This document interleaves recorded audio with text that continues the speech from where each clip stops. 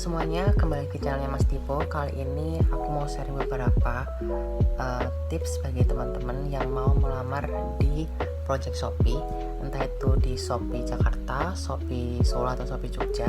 Kalian bisa langsung apply aja melalui websitenya Shopee Karir.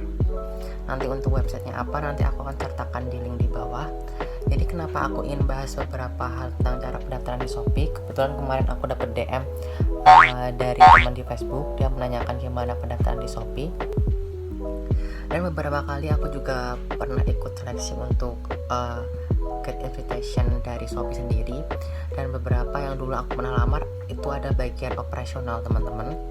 Jadi di bagian operasional itu sendiri terdiri dari beberapa bagian, kayak ada yang bagian live chat, bagian email kayak gitu, lalu ada yang bagian customer service, ada juga di bagian untuk QA atau QC kayak gitu juga, teman-teman. Jadi operasional di sini banyak banget.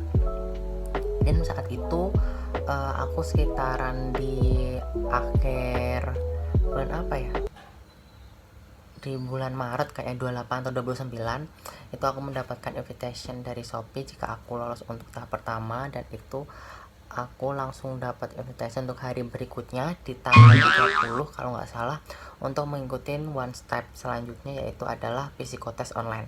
Jadi psikotest online itu sendiri teman-teman akan diarahkan dan pemberitahuan dari email.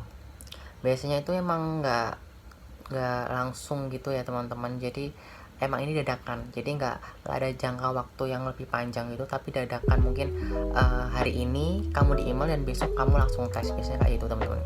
Nah, lanjut untuk psikotesnya itu sendiri, itu untuk beberapa departemen berbeda ya. Jadi kalau umpama kalian masuk ke Shopee Express atau Shopee yang operasional ataupun nanti yang di bagian lainnya, itu banyak banget teman-teman, dan itu tesnya berbeda-beda. Aku dulu juga pernah sharing sama beberapa teman aku yang mendapatkan invitation juga yang sama, ternyata tesnya berbeda, nggak sama seperti aku. Nah, untuk bagian operasional itu sendiri, itu teman-teman biasanya akan dikasih waktu durasi sekitar 30 menit kalau aku. Nah, kalau pas itu bagian operasional yang aku lalui ini, itu tesnya itu kayak tes deret, teman-teman. Tahu nggak, kayak tes koran yang di psikotes kalau kalian melamar pekerjaan yang sebelum online ya, online, jadi ada kertas gede kayak gitu, dan teman-teman nanti mengurutkan beberapa jawaban kayak gitu. Nanti entah itu genap ganjil yang kira-kira kayak mengetes kemampuan teman-teman, bagaimana konsentrasi teman-teman, bagaimana kecepatan teman-teman dalam menghadapi suatu tekanan, lebih kayak gitu. Lalu ada juga kemarin teman aku tesnya juga berbeda. Ternyata dia tesnya itu kayak bilangan deret.